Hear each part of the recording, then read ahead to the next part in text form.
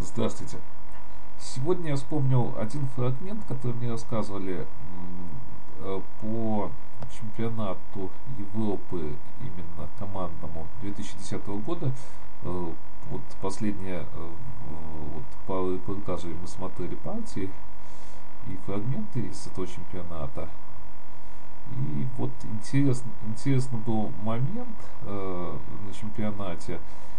Мне рассказывали, и я чуть-чуть сейчас даже проверил вот этот момент. Каким образом проверил, сейчас расскажу. Значит, очень важную победу, давайте я сначала начну, очень важную победу, или с конца, можно сказать, очень важную победу одержал Анатолий Гантовик над Алексеем Домчевым. Это 8-й тур был вот этого чемпионата. И получился такой момент. С утра играли вот наши белорусы, то есть играли с латышами, и я вот как посмотрел, я об этом моменте знал, что достаточно быстро Анатолий Гантовик, насколько я понял, сыграл с Робертом Миссенсом партию. И там потом наши вот Евгений Ватутин с Андреем Толчковым выиграли 2 партии у латвийских наших коллег. То есть, по-моему, у Бена Бутулиса и вот я не помню вторую фамилию. Надо посмотреть, кому интересно, посмотрит. Я просто сейчас то есть не на слуху, пусть не извинит, не на слуху просто фамилия, но может даже не сильно встречался как-то на чемпионатах. Но ни Гунтислав не был, ни Раймонд Виполис, там, либо замена, я не знаю, там нюансы, в общем, какие были. Значит, момент такой был, и вот они быстро с утра сыграли, я понял, и Анатолий Гантовик, очень важный момент, сумел отдохнуть вот перед этой партией с Алексеем Домчевым. И вот вы сейчас увидите партия действительно такая сложная достаточно была, и вот я считаю, что одна из основных причин, по которой он выиграл, то есть он был просто отдохнувшим. Я не знаю, с кем перед этим Алексей там играл, но факт остается фактом. К чему это я вот говорю, все, что очень важно, конечно, перед партией быть отдохнувшим, в хорошей физической, естественно, форме. Потому что я хочу, может, даже еще показать определенные партии, даже вот у меня были, когда я играл вторую партию. То есть там, если ты, конечно, устал, вот как сейчас играют, особенно мне система это не нравится, но что делать, вот когда играют, допустим, по 2 партии в день, когда нужно 10 часов играть. Сейчас единственное, что вот, конечно, момент такой с сокращением чуть-чуть контроля, вот мы играли как на республике, может, там все будет по-другому, но это надо проверять, то есть это надо на практике все проверять, как вот состояние будет, твое именно состояние, потому что в определенный момент, вот я раньше, особенно когда играл по 2 партии, такое впечатление, что какое-то измененное даже состояние сознания, то есть какое-то свое состояние в шашечно-шахматное входим, то есть, и не очень так, мне, допустим, не очень приятно играть в этом состоянии. Кто-то может более физически приспособлен, тому лучше. Так или иначе, видите, это тоже интересный момент, и его надо учитывать. Давайте смотреть партию. Давайте сначала вам покажу то, что я вот тут вариант какой-то увидел интересный. Вот можно было так пойти Алексею Домчеву 8-13, допустим, вот 40-34, и нельзя проводить 24-29. Вот этот вот момент. Если 24-29 не проводить, то вот уходим сюда. Такая позиция получается. Так, давайте посмотрим сначала позицию. Вот так вот начинают играть. Т4-29.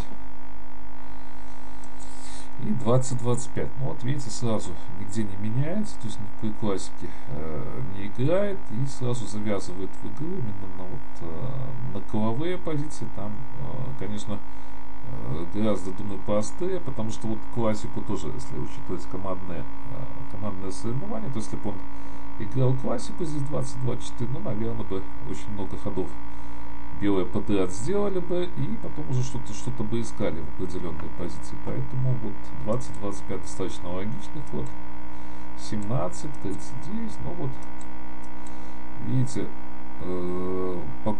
покуда такая вот позиция достаточно игровая, я бы сказал. Вот 17-21, то есть здесь где-то надо определяться. Здесь чем хороша позиция для черных, я считаю, что белым надо где-то постоянно определяться. Ну вот 14-20 тоже достаточно стандартный, кстати, план. И вот здесь, если меняться сюда, то будет вот эта вот группировка покуда не развита, и это достаточно будет неприятно, я считаю, для белых. Ну вот Толигантов, кстати, играл такие позиции неоднократно. Тоже вот с этого дебюта 32-18 именно там. Можете посмотреть его партии. Есть. Ну и, по-моему, Александр Шварцман, то есть даже есть у меня тут на канале вот партии на эту тему. 39. Ну вот покуда Алексей не спешит, 19. И все равно вот группировка, видите, зависла покуда, и где-то надо будет выплескиваться, то есть выходить как-то, то есть вперед, но вот уже все готово, в принципе, и здесь надо что-то какое-то делать выбор. Ну вот Алексей пошел на 28, 10-14. Ну вот тяжело, если он, я вот не посмотрел, наверное, первую играли, то есть тяжело достаточно ему. Тяжело достаточно, я думаю, что вторую партию, вот особенно в этой вот позиции, то есть здесь даже психологический эффект очень сильный. 13-19, 40. Ну вот здесь вот давайте, то есть 46 было, еще раз, 34 именно сюда нельзя было, из-за этого я еще раз покажу. И второй момент, 7-12, вот идея вот этого хода 34-30. 7-12, 34-30 именно. То есть сюда и здесь где-то может, ну, наверное, сюда. Я приблизительно тут показываю. То есть покуда нападать нельзя и так далее. Но вот эти вот есть моменты. Может как-то по-другому надо было играть, но вот приблизительный план такой был. 46-8. 16 подхватывает. Ну вот здесь вот и голландцы, кстати, указывают, и я тоже эту идею вот видел с 2.7. Вот здесь вот 2.7, мне кажется, посильнее и побыстрее все было бы. То есть идея какая? 37, если ходить, то 17-22 будет вот этот вот комбинационный маневр. Далее, если... Ну, это я уже до конца тут покажу, но это равно не надо показывать, все равно без шашки. Так. Что тут я еще хотел показать? 48, тогда 7-12, тоже вот ходов нету. То есть на этот ход опять сюда вот этот вот получается. Так, дальше. 34-30, вот тут вроде бы такой вариант есть. Там пытаться, сейчас я вам покажу сущность этого варианта, пытаться именно как-то отбить шашку, но здесь ничего не получается. 3-8, то есть шашка лишняя. Вот в этой позиции. Кажется, что отбиваешь, но ну вот если тут посмотреть дальше, то ничего не получается. То есть давайте я 2-7 поставлю восклицательный знак, и так быстрее было.